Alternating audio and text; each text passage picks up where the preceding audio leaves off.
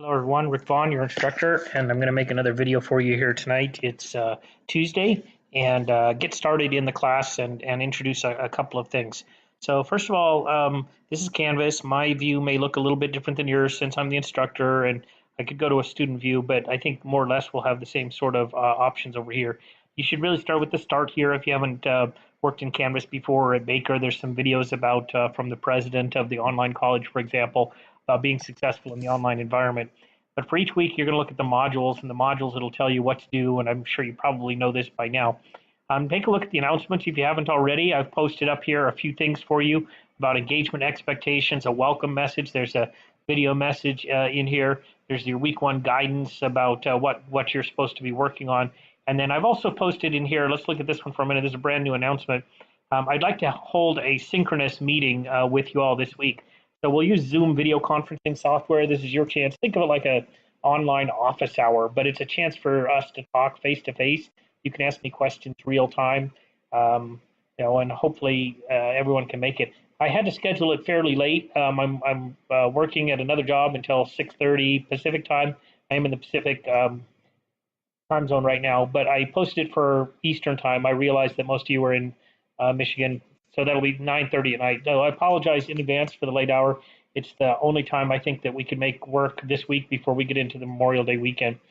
So then starting next week, what I'd like to do is put out a doodle poll and see if there's a time when it would be most convenient for everyone to get together. Instead of me just picking a time, we'll just vote on when a convenient time is to try to get together. So this will give us a chance to talk face to face, and again, in a synchronous fashion. I'll continue to push out asynchronous videos and try to help you as much as I can using the other tools that are available to us here in Canvas. All right, so then let's see. There were also a couple questions about the homework, so we'll get into that. But under the modules, you'll want to take a look under Module 1, the getting started and the homework due days and quiz dates.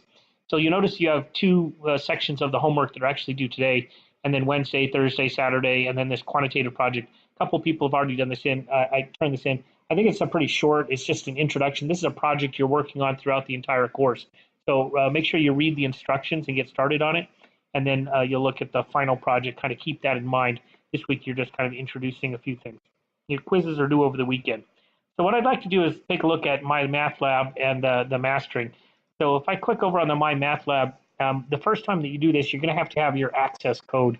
You don't have a course ID from me. You shouldn't need it if they ask you or tell you that they need a course ID. I don't believe that's completely accurate. A couple people have already run into this and it asked for a course ID. And I think that if you reload the page or you go in, it'll just make you put in, create your Pearson account and use your access code. And then you should be able to link directly over into the book, the electronic copy of the book and the homework system by just clicking on this link once you've registered, once you've typed in your access code. So this is what it looks like in the MyLab statistics. We also call it MyStatLab. And again, this is the instructor view, not the student view. So I have a few more options over here that you might have. But you could just start with your kind of student home, and there will be a study guide or a study plan that's customized to you. It tells you what you've completed and what you haven't completed, what your class average is, so forth. And then you can click right into your homework. Now, at the completion of that, then your homework scores will be imported back over from My Math Lab into Canvas. So I'm going to just preview a little bit of the homework, sections 1.1 and 1.2. So again, my way of getting into the homework is a little bit different than yours. I'm going into what's called the Assignment Manager. This shows you all of the different kinds of assignments you have to do for the whole course, and then the dates in which you can access them. So I'm going to go to the preview mode, which will allow us to actually look at some of these problems in the same way that you might be able to see them. And we'll talk through as many as I can in the next couple of minutes. So we'll see how it goes. All right, so this is question 1 from your homework. Sometimes your numbers that you're going to get on these problems will be different. So if I'm demoing a problem like this in a video and your answer, sometimes they'll shuffle the order of the answers, and sometimes they'll give you different numbers. But the nature of the question is the same. So watch this not just for what is the right answer, but how do I go about kind of getting to that sort of an answer? And then you'll still have to do your own homework, of course. All right, so this is about a parameter versus a statistic. So the thing that I'd like to tell you about this is that parameter always goes with population, PP, and statistic always goes with sample, SS. So sample, statistic, population, parameter. So the question is really, are we talking about some kind of a quantitative value that's describing the sample, or is it a quantitative variable that's describing the population? So in this case, we have a survey, and there were 42 people that responded to this survey of there's hundreds of people in the dining hall. And out of these 42 people, this many, 40.5%, enjoyed their meal. So this 40.5% wasn't 40.5% of everybody in the dining hall. It was 40.5% of those who responded to the survey. So this is a statistic. It's a number that's describing the 42, not the hundreds. So I'm going to look through here for the statistic. Anything that says parameter on it, I'm just going to immediately discount that. And then I'm looking at, because the data set of 42 people is a population, no. The set of all people in the dining hall is a population. That's true, but that's not why this is a statistic, because the data set of 42 people is a sample. That's the one that we want. And then the set of all people is a sample. That's not true. So G is the only one that kind of matches up with all of those different sorts of things. All right, and then we go on to the next question. So I'm going to skip around a little bit because I'm not going to do all 20 of your homework questions, but you could always send me a note and I can do a very quick video like this if you're stuck on any one of these, or we can set up a, just a one-on-one Zoom video conferencing if you're stuck on a particular homework question. You can also use the phone number, which is published in the faculty information, if you have a quick question, and I'll try to get back to you or answer the phone, or get back to you as soon as I can.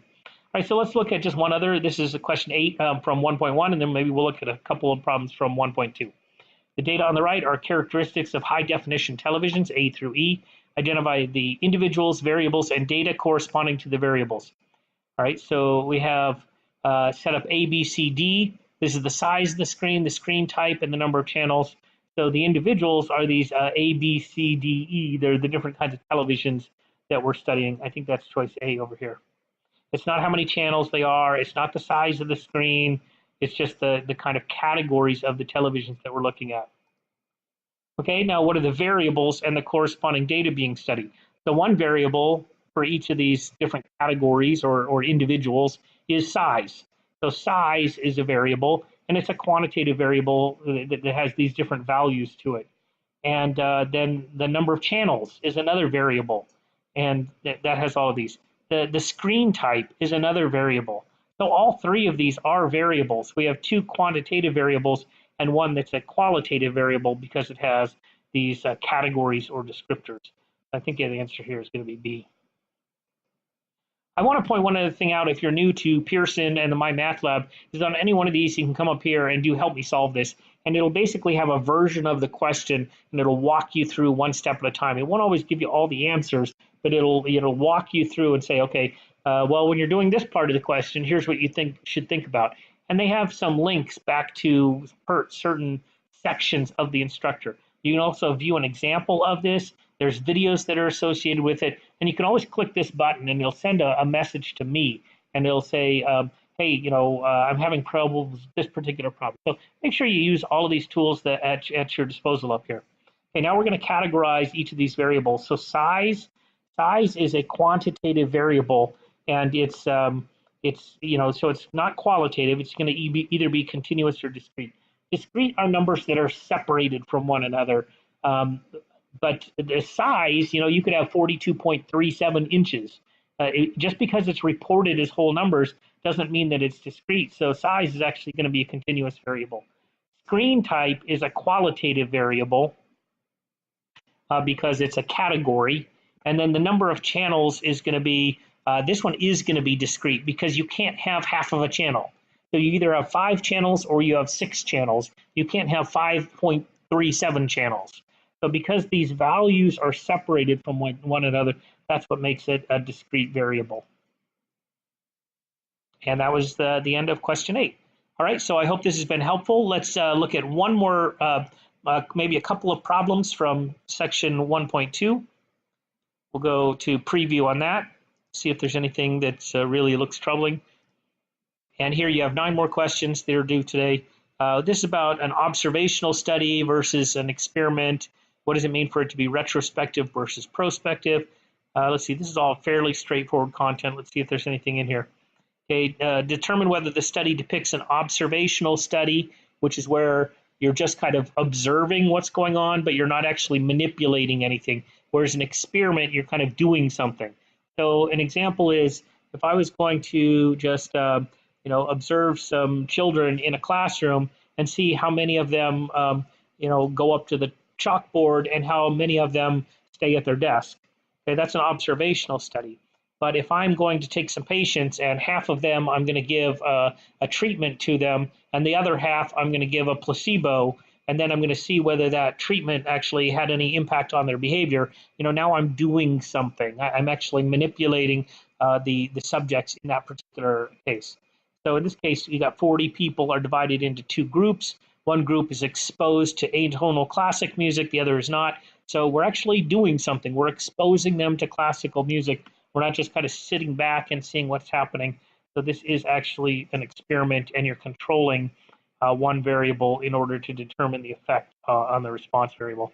So it's definitely an experiment, and you're looking at, it does, you are trying to influence the variable, but you also are comparing it to the response variable.